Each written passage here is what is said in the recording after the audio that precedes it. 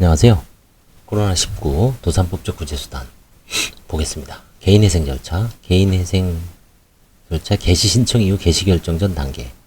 일단 구제수단의 신청 자격 완화. 개인회생 절차를 신청하려면 파산의 원인인 사실이 있거나 그러한 사실이 생길 염려가 있는 자로서 개시 신청 당시 일정한 금액 이하의 채무를 부담하는 급여 혹은 영업소득자여야 한다.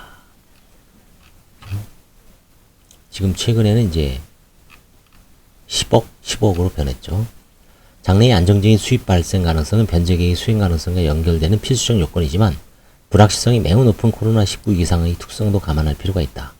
이를 지나치게 엄격하게 해석할 경우 코로나19 위기로 실직 후 최근 이직 또는 아르바이트를 하거나 수입 변동이 폭이 커진 소규모 자영업자들이 대다수가 재건의 필수적인 개인회생 절차를 시작조차 할 수 없게 될 우려가 있다. 둘째, 2번 중지금지명령의 신속한 발령의 요건 완화. 중지금지명령은 가급적 신속하게 발령하여야 한다. 개시 신청일과 개시 결정일 사이에 신청 서류 제출 및 보완, 회생위원회 조사 등으로 시간적 간격이 발생할 수밖에 없는데 그 사이에 재산이 산일되어 버린다면 이미 회생 절차의 목적을 달성하기 어렵게 되기 때문이다. 서울회생법원은 특별한 사정이 없는 한 신청서 접수일로부터 3일 이내에 중지명령 등 발령 여부를 결정하고 있다고 합니다. 중지금지명령의 요건으로서 필요하다고 인정한 때에 대하여는 넓게 해석하는 것이 일반적이지만 종래에는 기존에 개인회생 절차를 이용한 전력이 있는 채무자의 중지금지명령 신청을 이른바 중복신청을 개인회생 절차의 남용으로 보아 기각하는 실무례가 적지 않았습니다.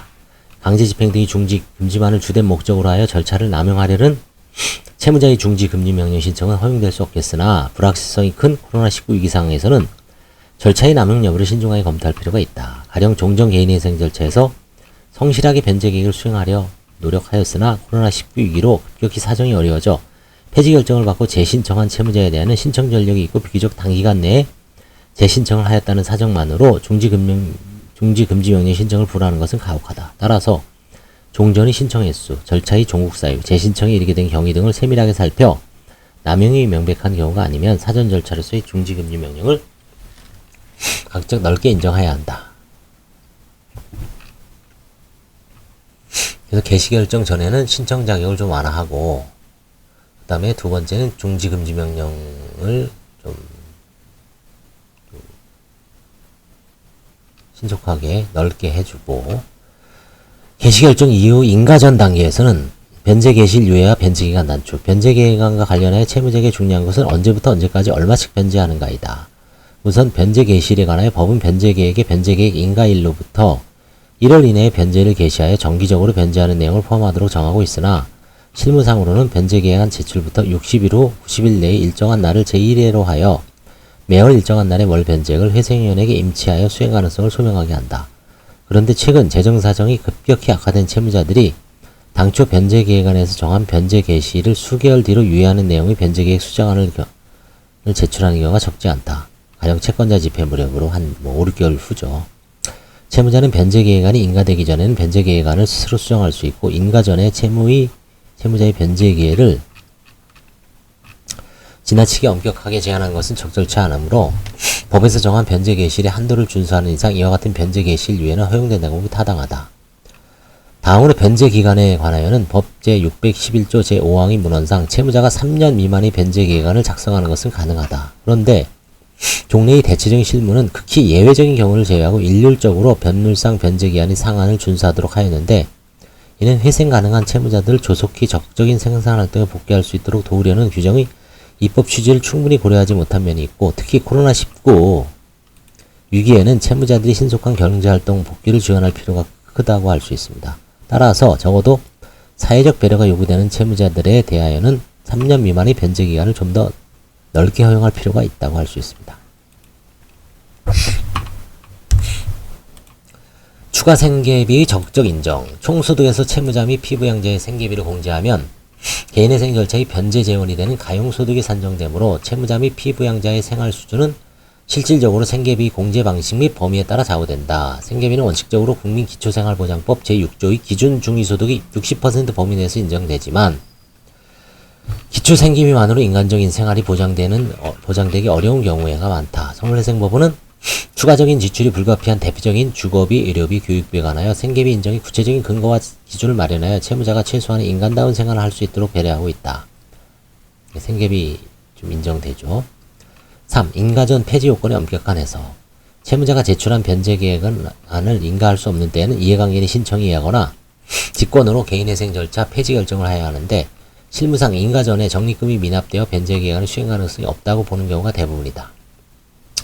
서울회생법원은 채무자가 3개월분 이상의 변제액을 납부하지 않는 경우 판사가 채무자의 여러 사정을 고려하여 인가전 폐지 해당 여부를 판단하고 있다. 그런데 코로나19 위기로 인하여 변제계획안 제출 당시보다 재정상태가 악화됨에 따라 적립금을 미납하지 못한 사정이 있다면 이는 고려해야 할 사정에 해당된다고 볼 수 있고 인가 후 폐지 시에도 코로나19 위기로 변제계획을 수행하지 못한 사정을 배려하는 것과의 형평을 고려할 때 채무자가 납부한 적립금 액수, 적립금을 미납한 기간 및 경위, 코로나19 등 외부적 상황의 영향, 재정상태 개선에 따른 수행 가능성 등을 종합적으로 고려하여 인가전 폐지 여부를 신중하게 결정할 필요가 있다.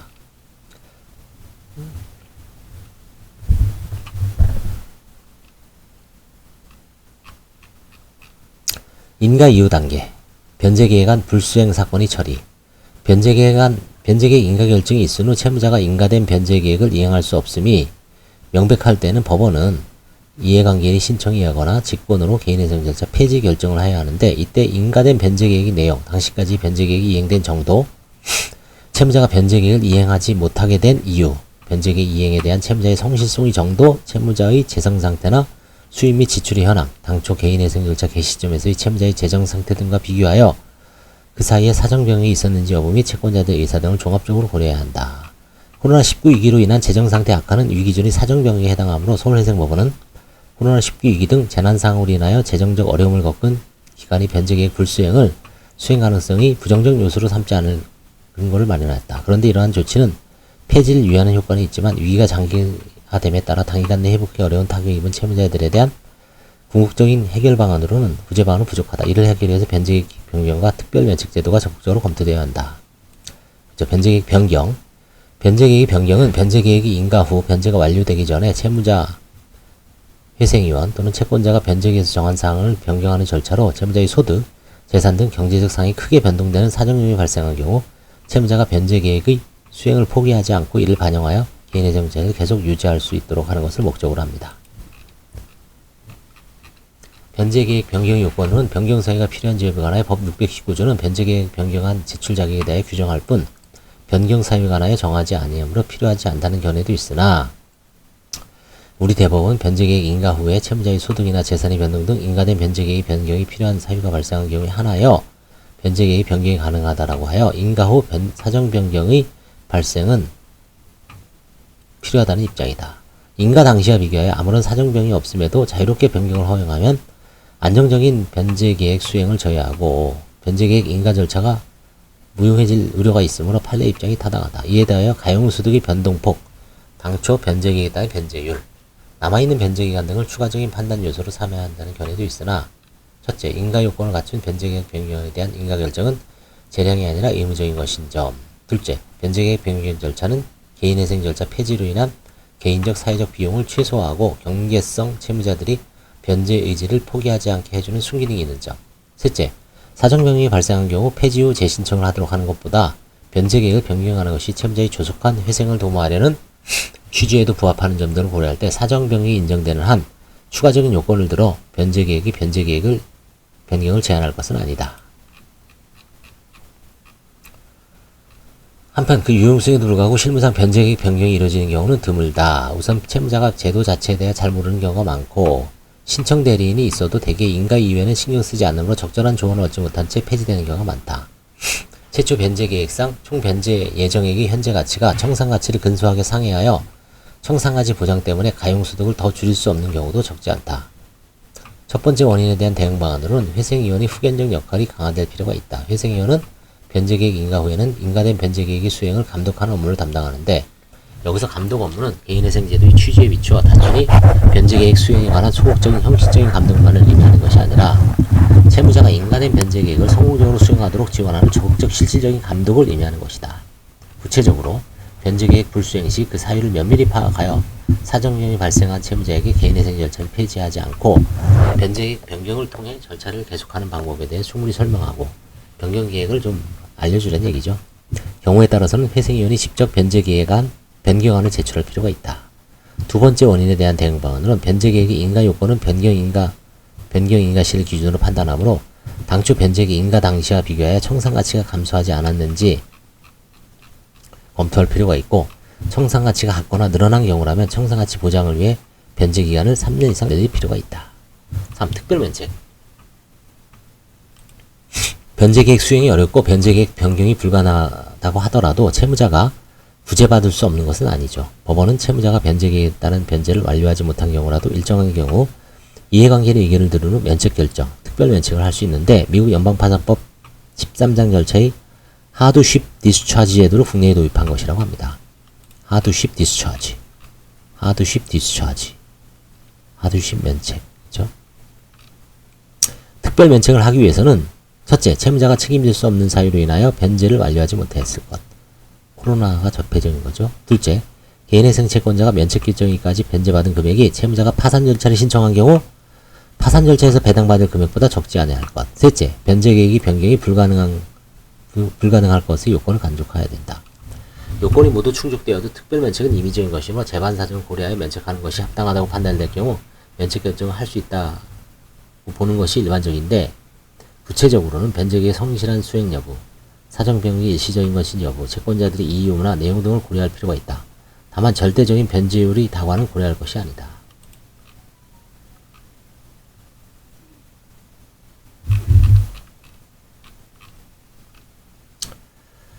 코로나19 이전에는 특별면책이 인정된 사례가 드물었습니다. 우선 제도의 존재를 알고 있는 채무자가 거의 없어 신청 자체도 적었지만, 법원이 채무자가 책임질 수 없는 사유에 관하여 매우 제한적인 경우, 가령 완치가 힘든 암 등 심각한 질병 발생, 노동 능력을 상실하였다고 볼 정도의 장애 발생 등에만 해당된 것으로 엄격하게 실무를 운용한 데서 기인한 측면도 있었다. 그러나 인가 당시와 비교하여 상당한 사정병이 발생하였고 현실적으로 변제계획 변경을 고려할 수 없음에도 변제계획 수행을 계속 강요하거나 절차를 폐지하는 것은 채무자에 가혹하다. 특히 대재앙에 가까운 코로나19 위상에서 실직 등 중대한 사정병이 발생한 채무자들에 대한 정책적 배려가 필요한 바, 대법원 회생파산위원회는 2020년 6월 25일 재정적 어려움으로 파탄에 직면해 있는 채무자들이 효율적 회생을 도모할 수 있도록 특별면책을 활성화할 것을 권고하였습니다. 이에 따라 서울회생법원은 2020년 7월 22일 실무준칙 451호 제4조 1항을 개정하여 비자발적 실직으로 인한 장기간의 소득 상실 등을 책임질 수 없는 사유 예시로 명시하고 인정 범위를 확대하는 방향으로 실무를 운영하고 있다고 합니다. 코로나19 위기 전후의 서울회생법의 특별면책 인용 건수 추이는 그림 3과 같다. 특히 실무준칙 개정이 이루어진 2020년 7월경 이후에 특별면책 인용 건수가 상당히 늘어나는 추세를 보인다. 그렇죠. 17, 18, 35, 25, 60 많이 늘어났습니다. 특별면책 인용 사유는 크게 첫째, 소득 자체가 감소한 경우, 사고나 질병으로 근력력이 상실되거나 감소한 경우, 코로나19 등 외부적 요인으로 실직하거나 폐업 후 재취업 노력에도 불구하고 단기간에 재취업이 어려운 경우, 둘째, 필요적 지출 증가로 가용소득이 감소한 경우, 출산이나 가족의 실업 등으로 피부양자가 늘어난 경우, 본인 또는 가족의 질병으로 필수적 의료비 지출이 증가된 경우로 나눌 수 있다. 2021년 서울회생법원에서 특별면책이 인용된 사건들의 특별면책 사유는 그림 4와 같은 질병, 실업, 출산 이 사유입니다. 특히 실업을 이유로 18건 중 코로나19 위기를 결정적인 원인으로 하는 실업이 8건으로 상당한 비중을 차지한 겁니다. 가령 항공회사의 구조죠. 한편 직권 특별면책 허용 여부에 대해서는 허용된다는 견해 119 각주 전대규 박재환, 허용되지 않는 견해 주석 권민재 판사죠. 대입한다. 생각한데 첫째, 법제 620조 2항은 법원이 면책 결정을 할 수 있다라고 규정하여 법원에 재량을 부여하고 있으므로 직권으로도 가능하다고 보는 것이 자연스러운 문헌 해석인 점. 반면 일본 민사재생법 235 제1항은 채무자의 신청에 의하라고 명시하고 있다. 둘째, 법 624조 2항에는 같은 조 제1항 일반 면책 규정처럼 신청에 의하거나 직권으로 한 문구가 생략되어 있지만 채무자에게 유리한 규정으로 가급적 넓게 해석하는 것이 제도의 취지에 부합하는 점. 3. 법원은 채무자가 기망, 급박히 부정한 방법으로 면책을 받은 때에는 직권으로 면책을 취소할 수 있는데 반대로 특별 면책을 하여야 할 사안에 있어서는 신청 없이는 특별 면책을 할 수 없다면 규정에 맞지 않는 점. 4. 정책적으로 채무자가 제도의 존재 자체를 알지 못하여 신청을 알지 못한 채 폐지에 이르는 경우가 많으므로 채무자의 회생을 위해 적극적으로 활용할 필요가 있는 점 등을 종합적으로 고려하면 직권 특별 면책도 허용된다고 상당하다. 특히 변제계획 불수행 사유서 등의 특별 면책 사유에 해당되는 내용이 있는 경우에는 바로 폐지 결정을 하기보다는 직권 특별 면책이 가능한지 면밀히 검토할 필요가 있다. 자, 그 다음에 이제 회생에서 입법적 해결이 필요한 문제들. 불성실한 신청 대리, 과다한 소송 비용 및 소송구조 활성화. 개인회생 절차에서 변호사나 법무사 대리가 필수적인 것은 아니지만 법률 전문가 아닌 채무자가 신청서를 준비하고 변제계획안을 작성 및 수정하는 등의 작업을 혼자 수행하기는 현실적인 어려움이 있어 대부분 신청 대리를 선임한다. 그런데 첫째, 경제적으로 어려운 채무자들에게 큰 부담이 되는 선임비용 124. 통상 100에서 300만원 정도 그 이상 요구하는 것도 있다. 선임 비용은 또 천차만별이죠. 100에서 300은 그 정도 되는 사건이면 100에서 300이 가능한데 또 엄청 복잡하거나 아주 꼬여버리고 뭐 담보도 하고 또 압류 및 추심 명령도 있고 전부 명령도 있고 보정 명령 엄청 오지게 나오는 사건이 있을 수 있죠. 그런 게 한번 발 담궈버리면 아주 학을 떼죠. 그렇죠? 그런 경우는 진짜 1000만원이라도 받아야 돼요. 그렇죠? 이거는 제가 보기엔 이제 판사하고 법대에서 재판만 하는 사람하고 일선에서 직접 필드에서 개별 의뢰인들하고 뭐 민사도 그렇고 형사도 그렇고 모든 사건도 해보면 진짜 천차만별이고 수임료는 주는 사람 입장에서 항상 많죠. 받는 사람 입장에서 항상 적고. 그래서 어려운 문제입니다. 둘째, 특히 불법 브로커들이 개입하여 보정사항을 성실하게 이행하지 않으면서 터무니없는 수수료를 챙겨 경제적 부담을 더욱 가중시킨 점. 그렇죠. 성실하게 하면요 뭐라고 안 하지만 돈만 딱 받아 먹고 불성실하게 보정사항을 제대로 이행 안 해서 나가리 시키는 경우도 있을 수가 있죠. 셋째, 통상적으로 인가 결정까지만 관여하고 인가 이후 채무자에게 필요한 보호, 변제계획 변경, 특별면책에는 무관심한 점 등이 문제점이 지적된다. 이에 대한 대응 방안으로 입법론적으로 회생연이 필요적 신청 대리를 하게 하는 방안이나 신청 대리 비용 규제 감독을 강화하는 방안을 검토할 수 있고, 행정적으로는 셋째, 불법 브로커들의 행태에 대한 철저한 감시 및 제재와 함께 넷째, 소송구조를 비롯한 다양한 신청 대리 지원제도를 널리 활용할 필요가 있다. 송달료 역시 채무자들에게 적지 않은 부담이 되는데 입법론적으로는 첫째, 적어도 개인도산 사건에 한하여 집행관 송달을 제외하고는 송달료를 국고부담으로 하는 방안을 검토할 수 있고, 해석론으로는 소송구조제도를 적극적으로 활용할 필요가 있다. 여기 나오죠. 캐나다에는 개인회생 절차에서 공인관제인단, 소속 관제인을 대리인으로 선임하여 신청을 하는데 해당 관제인은 채무자 조사, 상담, 변제계획 작성 및 송부, 변제계획 완료 시까지 사후 지원 등의 업무를 담당한다.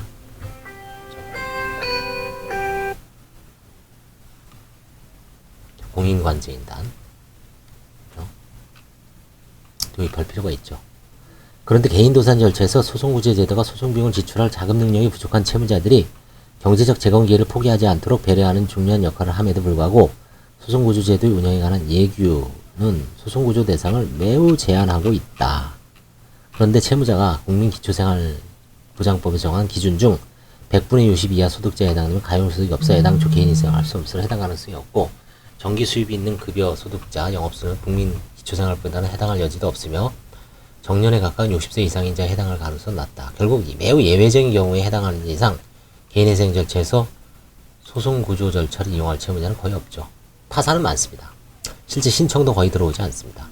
어려운 상황에 놓인 채무자들이 소송비용 때문에 개인회생을 포기하지 않도록 소득요건이나 연령요건을 완화할 필요가 있다. 조세채권의 압도적 우위.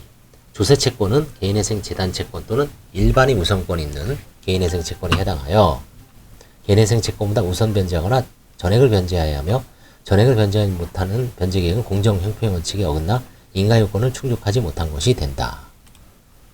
조세채권 너무 압도적 우위죠. 개인회생도 그렇고 파산도. 그러나 조세채권의 우선권은 비교법적으로 당연히 인정되는 것이 아니다. 우선권을 인정하더라도 가용소득만으로 조세채권이 전액 변제가 불가능한 인가를 받지 못한 영업채무자들이 생기는데 조세채권의 우선권을 개인회생제도의 궁극적 목적인 채무자의 회생보다도 우선하는 것은 부당하고 변제율의 압도적인 차이는 채권자의 실적 형평을 저해하므로 합리적인 범위 내로 제한하자. 그렇죠? 여기서 이제 각주를 한번 보겠습니다. 그래서 이제 결국은 개인회생은 사실은 소송구조하고는 소송구조는 뭐 60세 이상 국민 중위소득 뭐 150만 원인가요? 미만 소득자. 그래서 결국 국가 유공자나 일부 뭐 상위 공경 이런 경우 외에는 개인회생이 아마 되게 힘들 거예요. 그래서 이제 개인 파산에서는 소송구조가 상당히 활발합니다. 국제도산협회의 비교법적 연구에 의하면 35개국가 중 우선권 있는 채권을 인정하지 않는 4개국 독일, 오스트리아, 핀란드, 에스토니아. 조세채권의 우선권을 인정하지 않는 국가 4개국 영국, 호주, 스웨덴, 터키. 3. 조세채권의 우선권을 제한적으로 인정한 국가 14개 미국, 캐나다, 프랑스, 홍콩. 4. 조세채권의 무제한적 우선권을 인정한 국가 13개국 일본, 중국, 그리스 등으로 조서채권의 우선권을 인정하지 않거나 제한하는 입법례가 오히려 다수이다. 우리나라는 요 무제한적 우선권을 인정하는 요 4에 들어가죠. 일본, 중국, 그리스. 주로 이제 뭐 극동아시아에 있네요. 다 유럽이나 이쪽 서구 선진국은 좀 제한하는 추세인 것 같아요. 조세채권을. 그렇죠. 이 국민 소송 구조는 잘 보십시오. 국민기초생활보장법에 따른 수급자, 그렇죠? 뭐 생계급여, 의료급여 뭐 이런 주로 이제 저소득층이죠. 생활보호 대상자. 그 다음에 한부모 가족 지원 대상자, 60세 이상인자, 장애인 복지법에 따른 장애인, 그 다음에 국가유공자, 보훈 대상자 상위 등급, 그 다음에 고엽제 후유증, 5.18 민주화 유공자, 이 4개 장애 등급 판정자.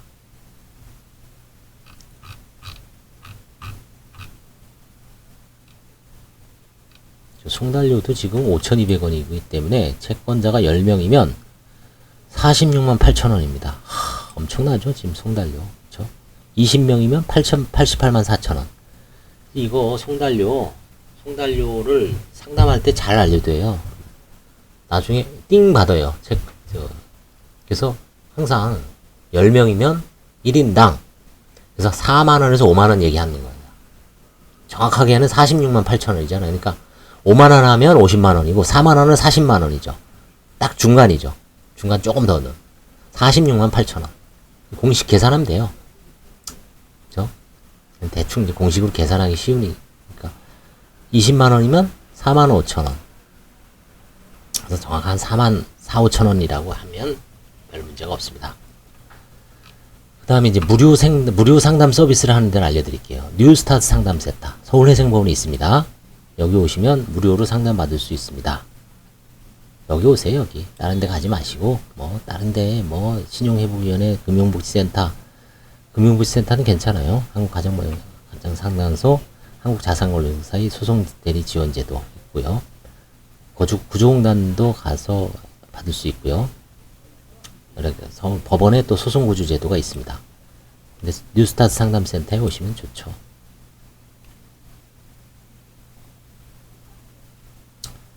캐나다는 개인회생 절차에서 공인관제인단, 우리나라의 회생위원회에 해당. 예전에 파산도 개인 파산이나 개인회생에서 브로커가 하도 문제가 되니까 아예 신청을 싹 죽이고 시장에서 하지 못하게 하고 법원에다가 공인관제인단, 그러니까 파산관제인하고 유사한 등록제를 마련하는 거죠. 그런 사람들을 철저하게 교육시키고 브로커를 배제하고 사건 수임을 어떻게 좀 이제 다양한 방식으로 하도록 유도한 다음에 거기에 있는 사람만 자격을 주는 거야. 신청할 수 있게끔. 만약에 일반 시민들 중에서도 개인 파산을 하고 싶다, 개인회생을 하고 싶다면 공인관제인단 혹은 공인관제인단 아니면 공인 파산 신청인단, 공인회생위원단 이런 공인기관을 마련해서 하자는 안도 있었습니다. 자, 일단 개인회생까지 보고요. 개인 파산은 다음 시간에 한번 보겠습니다. 감사합니다.